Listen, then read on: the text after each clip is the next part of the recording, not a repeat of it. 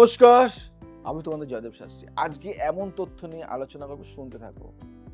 ষটচক্র অর্থাৎ মূলাধার, স্বাদিষ্ঠা, মণিপুরা, অনাহত, বিশুদ্ধ, আজ্ঞা, প্রত্যেকটির প্রকৃত গুণ, অবস্থা, জাগরণের নিরাপদ পদ্ধতি, জাগ্রত হলে এর অভিজ্ঞতাগুলি কেমন হয়, এগুলি নিয়ে আজকে আলোচনা করব। এবং তোমাদের সাথে এমন একটা জিনিস নিয়ে আলোচনা করতে চলেছি আজকে। যদি ভালো লাগে তাহলে একটু শেয়ার করো, কারণ এই পদ্ধতি কিন্তু একটি আলাদা পদ্ধতি। এটা অনেকেই জানায় বা অনেকেই জানায় না, বা অনেকেই জানে বা অনেকেই জানে না। প্রথমে বলি, প্রথম চক্র মূলাধার। এটি মানুষের নিরাপত্তা, বেঁচে থাকার অনুভূতির কেন্দ্র। মাটির সাথে সংযোগ, পরিবারের প্রতি অটল দায়িত্ববোধ, শরীর ভিত্তিক স্থিতি, এইসব এখানেই জন্ম নেয়। মূলাধার ঘুম, ক্ষুধা, প্রাথমিক নিরাপত্তা ও স্থায়ী বনিবনা সম্পর্কিত। যখন মূলাধার সুস্থ, সাধারণভাবে অবিচল থাকে, তখন ব্যক্তি জীবনের বুনিয়াদী কাঠামো নিরাপদ বোধ করে। আর্থিক ও আবাসিক স্থিতি আত্মবিশ্বাস বাড়ায়। মূলাধার জাগানোর পদ্ধতি প্রথমে গ্রাউন্ডিং ভিত্তিক অনুশীলন আসে, অর্থাৎ ধীরে হাঁটা, মাটি স্পর্শ, গাছের কাছে বসা, সহজ ও যত্নশীল আসন যা মেরুদণ্ডকে স্থিতিশীল করে। শারীরিক অনুশীলনের উপযুক্ত হিংরির মতো আসন, বস্তুনিষ্ঠভাবে চিন্তা করলে মেটাল ফাউন্ডেশন টাইপ, কোমরের গতি নিয়ন্ত্রণ করে হাঁটা, অস্তিত্ববোধ বাড়াতে আরামদায়ক খাদ্যবিধি ও পর্যাপ্ত ঘুম গুরুত্বপূর্ণ।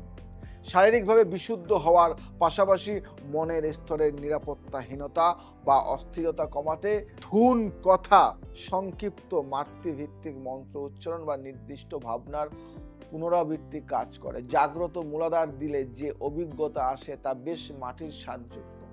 আপনার আত্মবিশ্বাস বাড়ে, দৈনন্দিন কাজের উপর দমন কমে এবং ভোগ বস্তু নিত্যকার সমস্যার মাঠে দাঁড়িয়ে থাকার শক্তি বাড়ে। কিন্তু এখানে সতর্কতা অপরিহার্য। অত্যাধিক শক্তি জোর করে তোলালে ভয়ের অনুভূতির বর্ধিততা আসতে পারে। তাই গ্রাউন্ডিং, যেমন পা চর্চা, ব্যায়াম, সঠিক খাদ্য সবসময় সঙ্গে রাখবেন। দ্বিতীয় চক্র মানে কি? স্বাদিষ্ঠান। এটি আছে নাভির নিচে। সৃজনশীলতা, প্রেমিক প্রবৃত্তি, আত্মপ্রকাশ ও আবেগের কেন্দ্র হিসাবে এই চক্র জীবনের স্বাদ, রুচি, সম্পর্ক ও সৃজনশীল প্রকল্পগুলোকে আন্দোলিত করে। যখন স্বাদিষ্ঠান ব্যতির্কে সুস্থ হয়, তৎক্ষণাৎ সঙ্গমে অনুভূতি ও সৃষ্টিশীলতা প্রবাহ মসৃণ হয়। মানুষ অনুভব করতে শেখে যে আবেগ ও ইচ্ছা অনিচ্ছারই উৎস, এবং তাদের সঙ্গে কাজ করার ক্ষমতা আসে জাগরণ প্রক্রিয়ার। রঙিন কল্পনা, সঙ্গীত, নাচ এবং শরীরচর্চায় বিশেষ কাজ করে। নির্দিষ্ট ধ্যান, যেখানে নিজেকে রং তরঙ্গ জলরূপে কল্পনা করা হয়, সে ধরনের ভিজুয়ালাইজেশন বিশেষভাবে ফলপ্রসূ। যৌন শক্তিকে নিষিদ্ধ না করে সচেতনভাবে রূপান্তরিত করা, এটাই স্বাদিষ্ঠানের প্রকৃত পাঠ। এই চক্রের সুষম জাগরণের ফলে সম্পর্কের গভীরতা বাড়ে, সৃজনশীল কর্মে প্রভাব আসে এবং আবেগীয় আঘাত থেকে দ্রুত সারে ফিরে আসা সম্ভব হয়। নাচে সংক্ষিপ্ত সেগমেন্ট ও সৃজনশীল কাজের রিয়েল টাইম ডেমো দিয়ে আপনি নিজে বুঝতে পারবেন। আমি আপনাকে এই বিষয়ে একটা ডেমো দেব, পরে ডেমো বানাবো যাতে বুঝতে পারেন। মণিপুর চক্র, তৃতীয় চক্র, নাভির উপরে এই চক্রটি ব্যক্তিত্ব, ব্যক্তিগত শক্তি, আত্মসম্মান ও ইচ্ছা শক্তির কেন্দ্র। যেখানে স্বাদিষ্ঠান জুড়ে অনুভব ও সৃষ্টির কাজ করে, সেখানে মণিপুর কাজ করে সিদ্ধান্ত, সংকল্প, সামাজিক উচ্চতায়। মণিপুর জাগ্রত হলে ব্যক্তি সিদ্ধান্ত দৃঢ় হয়, নেতৃত্বে আত্মবিশ্বাসী এবং নিজের জীবনের দিশা স্থির করতে সক্ষম হয়। শারীরিক অনুশীলনে সূর্যভিত্তিক আসন, পেশি বাড়ানো, ব্যায়াম কোর স্ট্রেংথ বাড়ানোর কাজ সহায়ক, স্ট্রেংথ বাড়ায়। প্রাণায়ামের মাধ্যমে উদ্দীপনা বজায় রেখে শক্তির প্রবাহকে নিয়ন্ত্রণ আনতে হয়। পাশাপাশি বীজ মন্ত্র বা ধীরে উচ্চারিত সুরেলা স্বরের মাধ্যমে মনকে অনুশাসিত করা যায়। যখন এই চক্র সঠিকভাবে সক্রিয় হয় তখন লোকজন দেখতে পায় আপনি বললে বাস্তবে কাজ ঘটে, নিজের পরিচয় ও উদ্দেশ্য পরিষ্কার হয়ে ওঠে। তবে অতিরিক্ত অহংকার বা তড়িঘড়ি সিদ্ধান্ত নেওয়ার প্রবণতা দেখা দিলে সেই শক্তিকে নর্ম করা জরুরি। এজন্য ধ্যান ও অভ্যাস ভিত্তিক আত্মপরীক্ষা কার্যকর। চতুর্থ চক্র অনাহত চক্র, হৃদয়ের চক্র, যেখানে প্রেম সহমর্মিতা, আত্মত্যাগ এবং সংযোগের শক্তি বাস করে। অনাহত চক্রের জাগরণে মানে অন্যদের প্রতি বিশ্বাস ও সহানুভূতি তৈরির সাথে নিজের ভেতরের শান্তি ও ক্ষমা উৎপন্ন করা।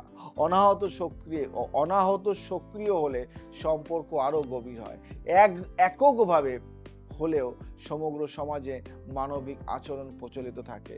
এই শক্তি কেবল প্রেম দেয় না, বরং প্রেমকে বিশুদ্ধ করে, ইচ্ছাকে পরিমিত করে। অনাহত জাগরণ পদ্ধতিকে হৃদয়ের স্পন্দন সচেতন ধ্যান হৃদয়ের কেন্দ্রকে অবলোকন করে। প্রেম বাহিত দান বা সার্ভিস কার্য অনেক কার্যকর।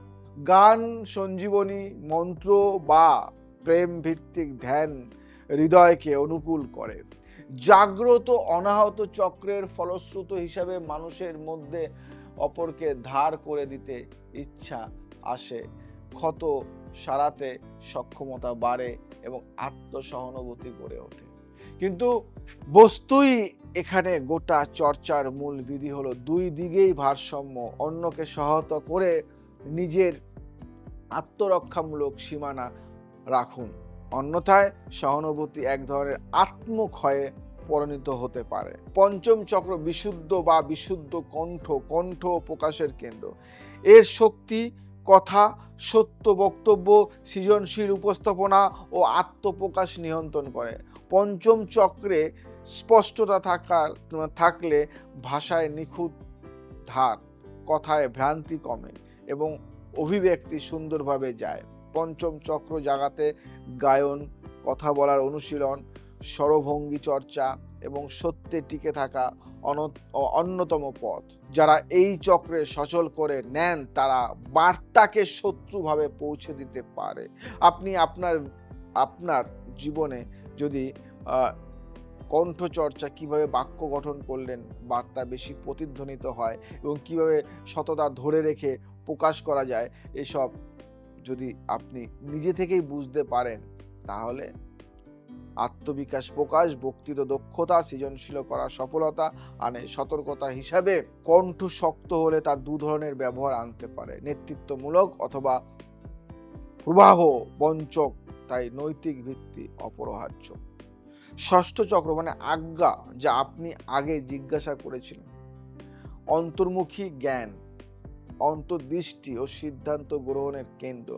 এই চক্র জাগ্রত হলে মানুষ বাস্তবিকভাবে নিজের অন্তর্গত নির্দেশ পায়, বাইরে দেখে সিদ্ধান্ত না নিয়ে নিজের অভ্যন্তরীণ দিক নির্দেশ জীবন সাজাতে পারেন। আজ্ঞার জাগরণের মানে অস্থিরতা কমে, মানসিক স্বচ্ছতা ও স্থিতিশক্তি বাড়ে এবং কিছুকাল পরে আপনার অনুভবে অজানা সত্য ধীরে ধীরে স্পষ্ট হয়ে ওঠে। আজ্ঞা জাগ্রত করার পদ্ধতি আপনি আগেই নিজে থেকে বুঝতে পারবেন। টাটকা মৃদু মন্ত্র, ধ্যান ও নিয়ন্ত্রিত শ্বাস সবই গুরুত্বপূর্ণ। আপনি এক সরল সুশৃঙ্খল মনোভিত্তিক ধ্যান যদি করতে পারেন, মেডিটেশন খুব কাজে লাগে। মানে আপনি একটা হালকা মৃদু গান চালাতে পারেন। সহজে সতর্কতা আছে। আজ্ঞা শক্তি ওঠার সময় বাস্তব জীবন থেকে বিচ্ছিন্নতা বা অস্বাভাবিক স্বপ্ন ভ্রমের সম্ভাবনা বাড়তে পারে। তাই বাস্তবতা মানতে হবে আপনাকে। ব্যস্ততা ও সামাজিক যোগাযোগ বজায় রাখা খুব জরুরি। ষটচক্রের অনেক নিয়ম আছে, আমি জাস্ট একটা বেসিক ধারণা আপনাকে দিলাম বা আপনাদেরকে দিলাম। ষটচক্র জাগরণের অনেক পদ্ধতি রয়েছে। অনেকের অনেকের জাগেনি, কারো কারো জেগেছে খানিকটা, সে হয়তো উপলব্ধি করতে পারে, কিন্তু তার মধ্যে অনেক চেঞ্জেস চলে আসে। আজও নিয়মিত যোগ অভ্যাস করি আমি, আজও ষষ্ঠ চক্রের জাগার ধ্যান করি, ব্যায়াম করি। তাই তোমাদের সবাইকে বলবো, শরীর মন সুস্থ রাখতে গেলে এবং নিজের ভিতর থেকে একটা পাওয়ার তৈরি করতে গেলে তোমাকে ষষ্ঠ চক্রের বিষয়টা জানতে হবে। জানলে ষষ্ঠ সপ্তম চক্র বিষয় বুঝতে হলে, জানতে হলে নিয়মিত অনুষ্ঠান দেখো, কন্ট্যাক্ট করো, আমি আছি তোমাদের সাথে। কিছু কিছু গুপ্ত ক্রিয়া, গুপ্ত বিদ্যা, গুপ্ত পদ্ধতি সবসময় প্রকাশ করা যায় না, এটা গুরুমুখী বিদ্যা, সামনাসামনি বলতে হয়। তবু তোমাদের বলি, যারা নতুন ভাবে বাঁচতে চাইছো, নতুন কিছু করতে চাইছো, নতুন উদ্যম নিয়ে কিছু করতে চাইছো, কন্ট্যাক্ট মি, আমি আছি তোমাদের সাথে। নমস্কার।